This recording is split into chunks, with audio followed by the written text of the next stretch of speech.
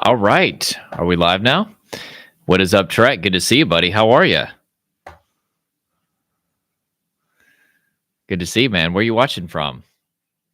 I just got about maybe 15 minutes here, but wanted to jump on. What's up, Samantha? Good to see you. Hope you're well. What's up, Dabu? Hope you're doing good. If you guys got a couple questions for me, lay them on me. Any questions about anxiety, panic, depersonalization, realization, OCD, depression? Happy to give you my thoughts.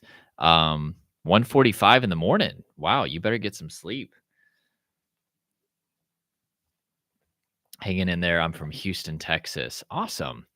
Did you experience acid reflux with your anxiety and DPDR?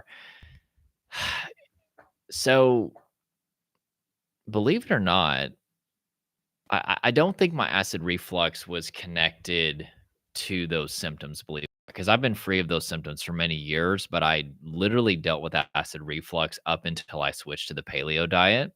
And now I don't really have that. I mean, it used to be so bad that, I mean, I would eat and I would just feel like just a tightness in my abdomen and just like choking sensation. It was really bad. But that was even after I was free of those symptoms. So I don't think it was connected to that. So I couldn't make that connection. But I definitely did experience severe acid reflux for sure.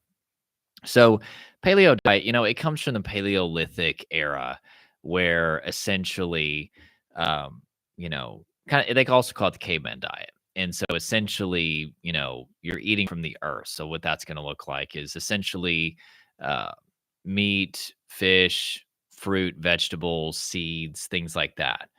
And that's actually a really good approach if you're trying to eat healthy. Is if it doesn't come from the earth, don't eat it. In other words, like if it came from a factory, um, you probably don't want to eat it because it's probably filled with a bunch of stuff that's not going to give your body the nutrients that it needs. That's pretty much what I eat. I have narcissistic. I've been through narcissistic abuse. I suffer from DPDR. I'm so sorry to hear that. I have been through narcissistic abuse multiple times in my life. I have to tell you, it is one of the most excruciatingly painful things that you will ever go through, especially if it's a covert narcissist. So there are two types of narcissists. There are overt and covert.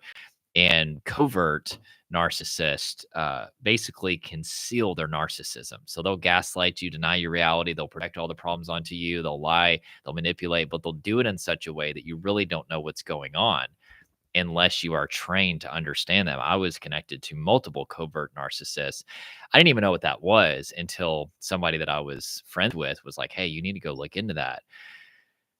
And then I started to study covert narcissism and I was like, "Oh my gosh, like this is insane. How do all these videos on YouTube like how do they know these people that I was dealing with?" So you can heal from it. I was able to get free of that abuse and rewire my brain. That which I'll move on 'cause there's a lot of questions here, but really the secret to getting free of narcissistic abuse is becoming an individual because the narcissist is going to brainwash you into believing that you don't have an opinion. You can't have an opinion. You can't have a will. You can't live your own life, have your own style, make your own choices. The longer that you're under narcissistic abuse, the more that you'll forfeit your individualism. And so you have to emerge as an individual and you will get free of that abuse. And then you're going to have to really figure out who you are. And that's going to be hard because the narcissist has brainwashed you into believing that you're somebody that you're not. So by the way, I actually love talking about narcissistic abuse. I would love to help people with that. But, I do help my clients with that sometimes. But you guys know I'm mainly focused on anxiety, panic, DPDR, and stuff like that. Okay. I'm free from symptoms. Follow what guys like Jordan says. You'll get there. Awesome, National PK. I'm so glad to hear that, man. Good stuff. Glad to hear that. Dabu says, is distracting and keeping yourself busy helping you get rid of DPDR? I mean, it's definitely better than just obsessing over the symptoms for sure. But depersonalization, realization are trauma coping mechanisms, right? And trauma is a state of overwhelming stress in the body, right? So DPDR are like a circuit breaker. They're there to dissociate, which means to separate you from overwhelming buildup in the body. And so while having a healthy focus is important, and I teach my clients that, and that's definitely something that I had to do to recover too. You need to start to feel tension in your body and start to relax it. And if you feel emotions coming up, don't stuff them down. Feel your emotions, get proper rest, hydrate properly, get good nutrition. Your body just needs to get in a much better state. Um, that's ultimately, as far as the body-based approach that I talk about, that's really what I'm meaning by that is we got to get you back in your body, releasing that buildup. Um, very, very important. So distraction without a shift in physiology is not going to get you where you want to go, right?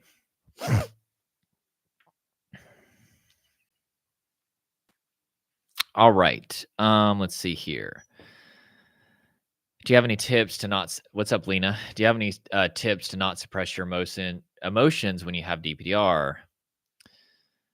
Um, it's a great question. Emotions are really designed to peak, get to max intensity, and then they can process. And what most people do is they stuff them down.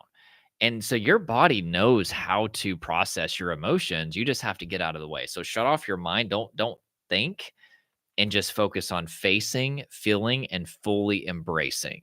And that's how you're going to process your emotions.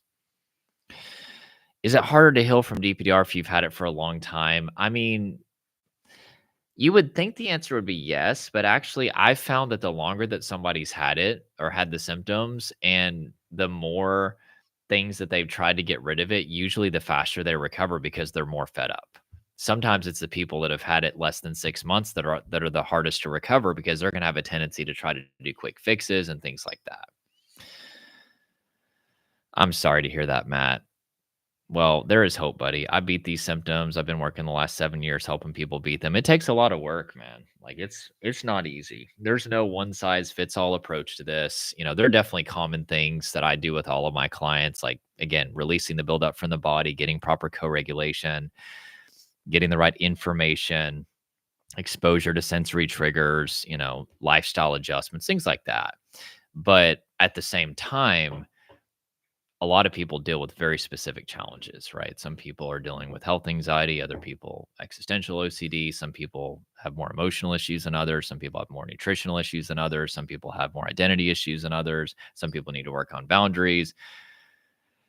Okay, No Man's Land said, I've been getting relief through taking naps. Well, yeah, why though? Let's zoom out a little bit. Because your body is getting more relaxed. And the less tension, adrenaline, emotion that's in the body, the less the DPDR will need to be there to separate you from your body and from the material world. Tariq says, I feel like the problem is I've been living in my head for a long time. Do you think getting in the body would help me be able to let go of derealization? Absolutely. Yeah. Do progressive muscle relaxation. Just pick a random muscle group, slowly squeeze and release it. That's a great way to get back in the body. And then as you do that, you're going to start to feel more tension throughout the day and then start to release that. And the more that you increase relaxation in the body, the more that you decrease stress. And then that will indirectly help get rid of depersonalization realization because they are there due to traumatic, overwhelming stress. So, yeah. And as far as sleep goes, I tell my clients all the time, I'm like, once your sleep goes, everything goes. Like, sleep is one of the most important basic ways that we self regulate. And it doesn't matter how much relaxation skills you're doing throughout the day. If you're not getting proper rest, none of that's going to matter. We need a certain amount of sleep. As much as I don't like that, I would love to not have to sleep so much, but I try to get 8 to 9 hours every night. Super important. Yeah, but No Man's Land, like naps are not going to cure you, man. Like, yeah, take naps and prioritize sleep, but anything that you can do to increase rest and relaxation is really important. But also don't forget, studies have shown that co-regulation is 45% of healing. People heal people. Get somebody in your life that um can build hope in you and guide you through this process.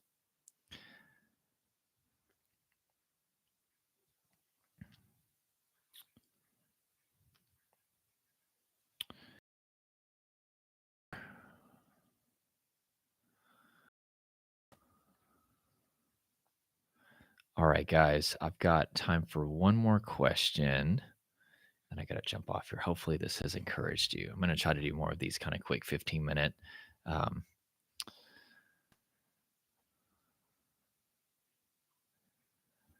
got you. Tempest on Mars or of Mars. says, I had to move to a small town after living in metro areas 20 years. It reduced the panic attacks, but now I'm dealing with the beginning of agoraphobia because there isn't much to do around here. So, one of the things that I do with my clients going through agoraphobia is I say spend at least 2 hours a day doing some sort of exposure. Get out. And then while you're doing that exposure, calm the body too, because that will really help desensitize agoraphobia. It's repeated exposure plus relaxation equals desensitization because these things are opposite than threat. Whenever you avoid living life, your brain assumes that your life and the sensory data around you is dangerous. But whenever you intentionally live life coupled with relaxation, it desensitizes it.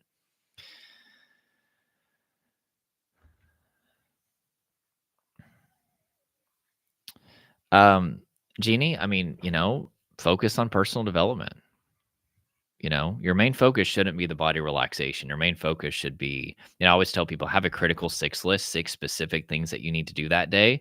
Have daily non negotiable habits every single day that you do, things related to, you know, uh, hydration, nutrition, exercise, hobbies, skills, things like that, goals. That's what you need to be focused on.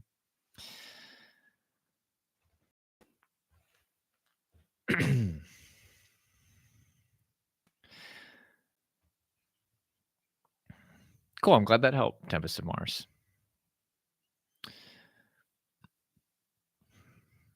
Cool, guys. Got time for one more question. Great. Luckily, I never get panic attacks. Any reason for this? I mean, that's a great question. I'd have to know a lot more about your situation.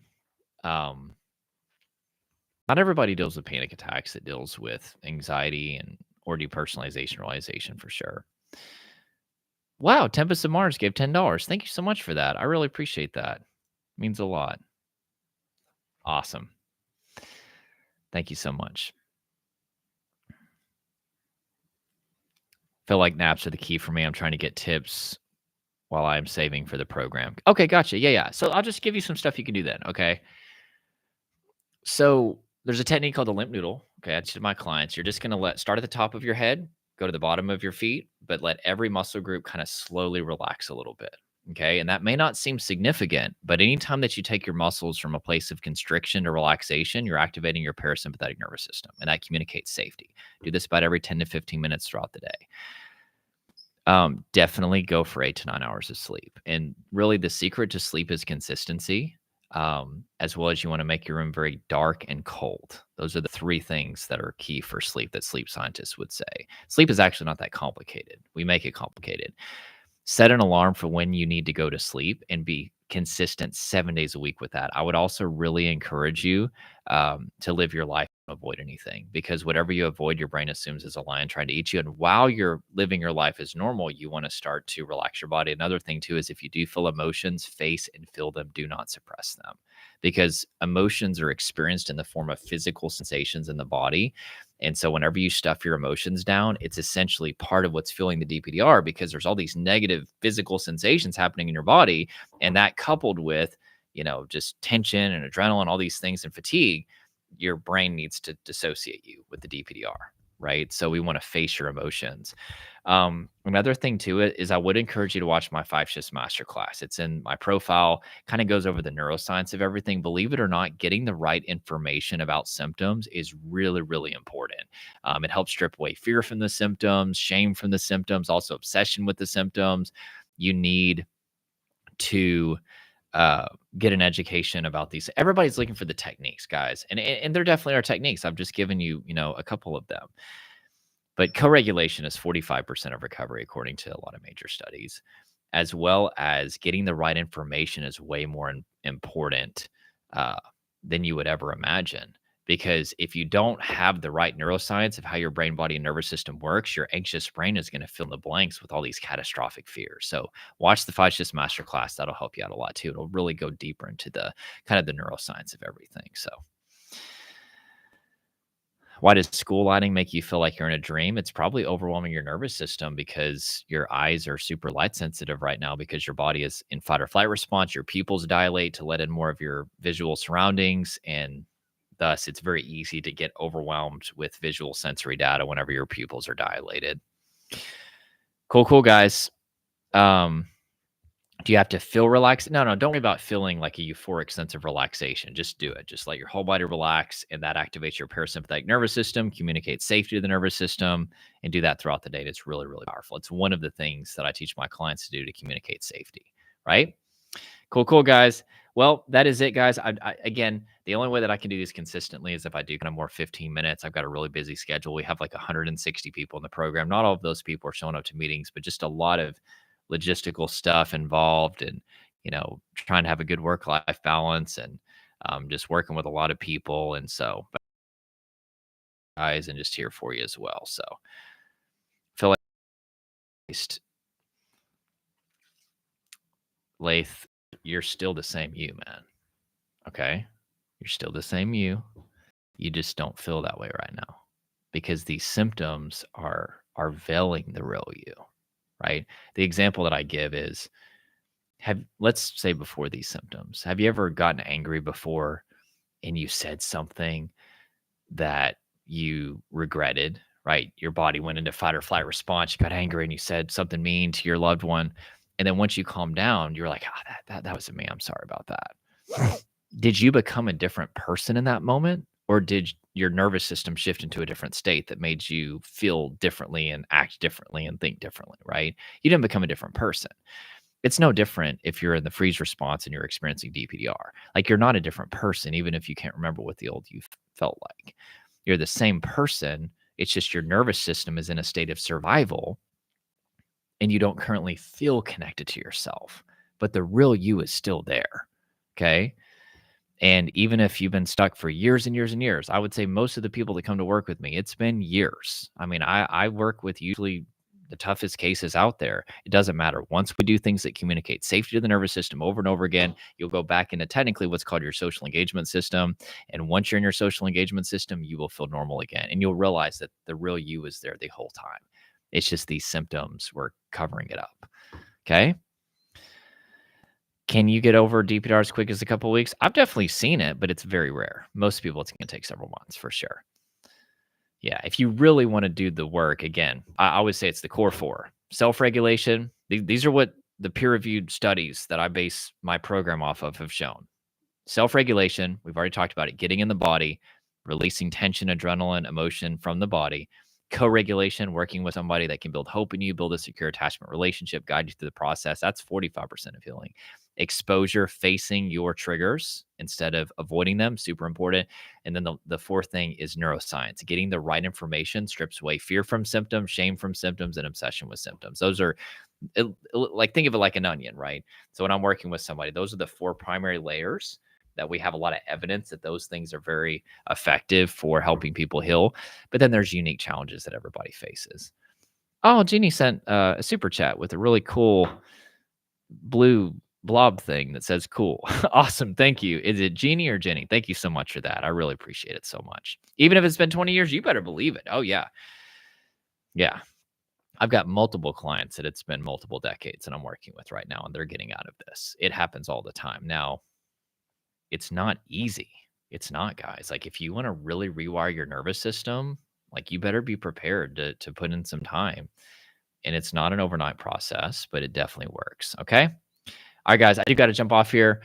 Make sure to click like if this helped you. And I hope that you guys have a wonderful evening. There is nothing but hope for you. Okay, guys. I'm going to try to start doing more of these kind of short. So good to see you guys. Lath, Mario, CB, Genie, No Man's Land, Tempest of Mars, account. No problem. Thank you for saying those kind words. And I really appreciate you guys so much. There's nothing but hope. Okay. And you're going to get out of this. Okay. Lena, thank you so much. Appreciate you guys. No problem, Lath. Talk to you guys soon. Take care. I'll be doing this again real soon.